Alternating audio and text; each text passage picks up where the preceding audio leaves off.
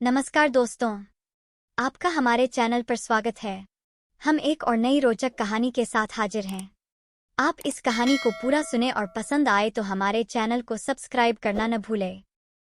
हर गांव की अपनी कुछ कहानियां होती हैं। कुछ कहानियां बहुत ही सुखद होती हैं, तो कुछ कहानियां इतनी डरावनी कि लोग उन पर विश्वास नहीं करना चाहते। यह कहानी है एक ऐसे गांव की जो पहाड़ों के बीच स्थित था। उस गांव का नाम था शांतिनगर। शांतिनगर नाम से जितना शांत, असल में उतना ही रहस्यमय। इस गांव की एक पुरानी हवेली थी जिसे लोग भूतिया हवेली कहते थे। कहते हैं कि इस हवेली में जाने वाला कोई भी व्यक्ति कभी वापस नहीं आया। इस हवेली के आसपास की हवा भी अजीब थी, जैसे उसमें कुछ अदृश्य शक्तियां हों। कहानी की शुरुआत होती है हमारे 4 मुख्य पात्रों से, जिनका नाम रवि, नीना, सोनू और अजय है। ये चारों बहुत अच्छे दोस्त थे और हमेशा रहस्यमय जगहों पर जाने का शौक रखते थे। एक दिन इन्हें शांतिनगर की भूतिया हवेली के बारे में पता चला और इन्होंने तय किया कि वे वहां जाएंगे और इस रहस्य को सुलझाएंगे। रवि बोला, नीना, सोनू, अजय, क्या तुम लोगों ने शांतिनगर की उस भूतिया हवेली के बारे में सुना है? नीना बोली, हाँ सुना है, वहां जाने वाला कोई वापस नहीं आता। सोनू बोला, मुझे तो ये सब बकवास लगता है, हमें खुद जाकर देखना चाहिए। अजय बोला, सही कहा सोनू, हमें वहां जाकर इस रहस्य को सुलझाना चाहिए। अगले दिन चारों दोस्तों ने अपनी यात्रा शुरू की। शांतिनगर पहुंचते ही उन्हें वहां के लोगों की अजीब सी निगाहें महसूस हुईं। गांव वाले किसी भी अनजान व्यक्ति को हवेली के बारे में बताने से कतराते थे। रवि बोला, बाबा, हम उस पुरानी हवेली के बारे में जानना चाहते हैं, क्या आप हमें कुछ बता सकते हैं? बूढ़ा आदमी, बेटा, उस हवेली का रहस्य बहुत गहरा है, वहां जाना तुम्हारे लिए अच्छा नहीं होगा। नीना बोली, बाबा, हम सिर्फ देखना चाहते हैं, हम पर कृपा करके बताइए। बूढ़ा आदमी, अगर तुम सच में वहां जाना चाहते हो तो भगवान तुम्हारी रक्षा करे, लेकिन याद रखना वहां से वापस आना आसान नहीं है। चारों दोस्तों ने गांव के लोगों की चेतावनी के बावजूद हवेली जाने का निश्चय किया। उन्होंने अपने साथ टॉर्च, रस्सी और कुछ खाने पीने का सामान लिया और चल पड़े हवेली की ओर। हवेली गांव से थोड़ी दूरी पर पहाड़ियों के बीच स्थित थी। जैसे ही वे हवेली के पास पहुंचे, उन्हें एक अजीब सी ठंडक महसूस हुई। हवेली की खिड़कियां टूटी हुई थी और दरवाजा बहुत पुराना और जर्जर था। रवि बोला, तो दोस्तों, हम अंदर चल रहे हैं। सोनू बोला, हाँ चलो, हमें डरने की कोई जरूरत नहीं है। चारों दोस्तों ने हवेली का दरवाजा खोला और अंदर प्रवेश किया। अंदर का माहौल बहुत ही डरावना था। हर कोने में मकड़ियों के जाले थे और फर्श पर धूल की मोटी परत जमी हुई थी। हवेली के अंदर चारों को एक अजीब सी गंध आई, जैसे किसी ने वहां सालों से सफाई नहीं की हो। नीना बोली, यह जगह बहुत ही अजीब है, मुझे यहाँ कुछ गड़बड़ लग रही है। अजय बोला, नीना, हमें हिम्मत नहीं हारनी चाहिए, हम यहाँ इसका रहस्य सुलझाने आए हैं। जैसे ही चारों हवेली के अंदर बढ़े, उन्हें एक पुरानी अलमारी दिखाई दी। सोनू ने अलमारी खोलने का प्रयास किया। अलमारी के अंदर एक पुरानी डायरी थी। रवि ने डायरी उठाई और उसे पढ़ना शुरू किया। डायरी में लिखा था, यह हवेली बहुत पुरानी है और इसमें कई रहस्य छुपे हुए हैं। यहाँ हर रात कुछ अजीब घटता है। जो भी इस हवेली में रहने आता है, उसे अजीब सपने आते हैं और वह हमेशा के लिए खो जाता है। रवि बोला, दोस्तों, यह डायरी हमें इस हवेली के बारे में कुछ बता रही है। नीना बोली, क्या इसमें यह बताया गया है कि इन सब के पीछे क्या कारण है? सोनू बोला, शायद, लेकिन हमें इसे पूरा पढ़ना होगा।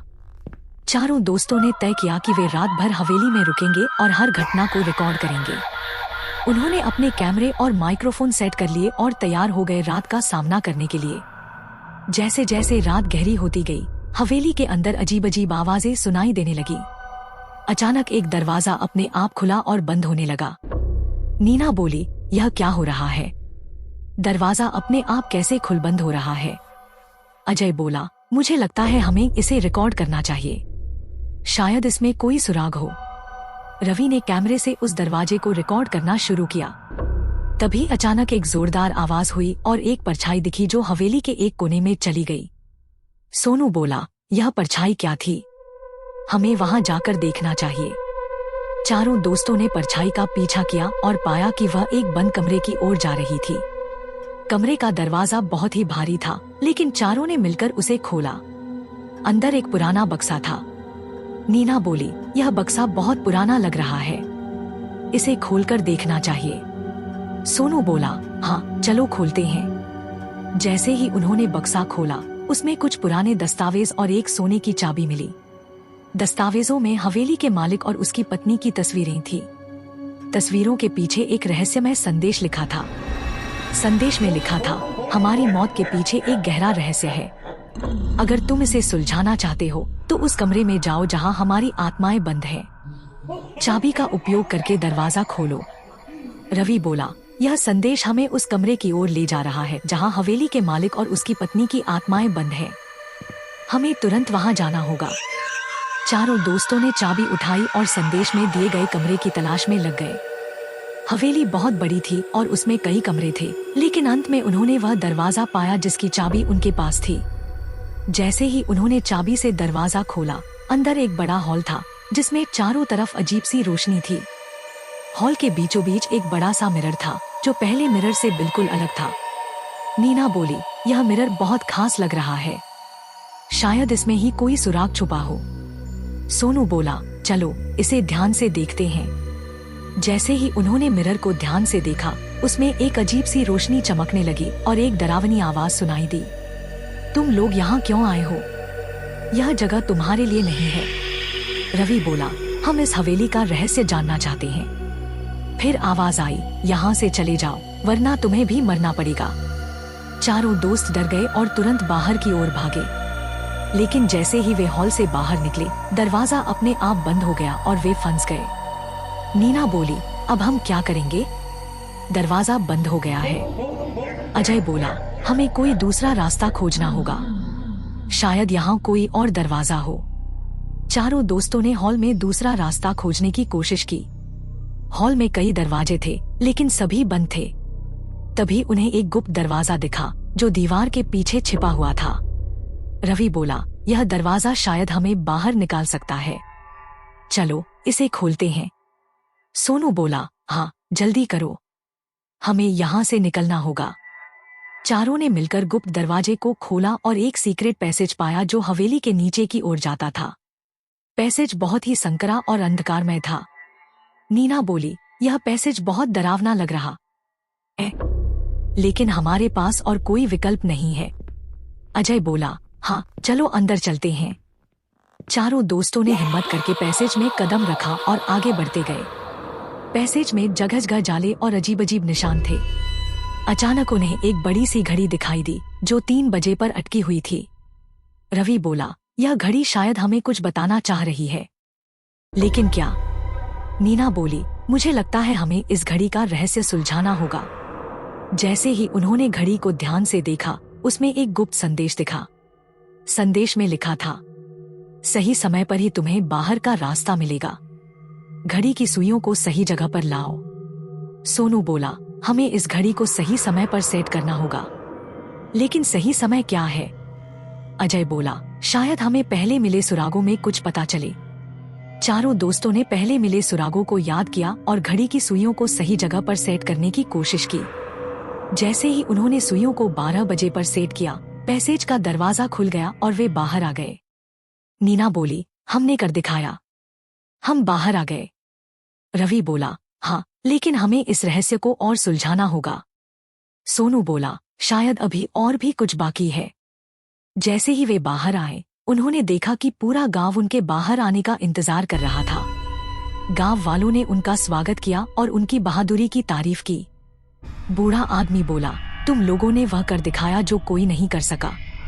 अब इस हवेली का रहस्य सबके सामने है। रवि बोला, बाबा हमें बताइए कि यह हवेली इतनी रहस्यमय क्यों है?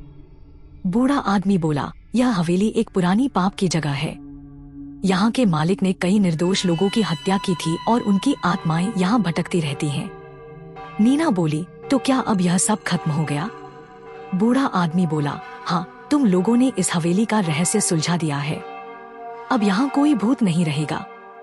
चारों दोस्तों ने गांव के लोगों को धन्यवाद दिया और वापस अपने घर लौट आए। उन्होंने इस अनुभव से सीखा कि हिम्मत और समझदारी से हर रहस्य सुलझाया जा सकता है। उनकी इस बहादुरी की कहानी आज भी गांव वालों के बीच जीवित है और लोग उन्हें याद करते हैं। इस तरह हमारे चारों दोस्तों ने भूतिया हवेली का रहस्य सुलझाया और गांव वालों को उस डरावनी हवेली से आजाद किया। उनकी इस बहादुरी और साहस की कहानी हमेशा याद रखी जाएगी।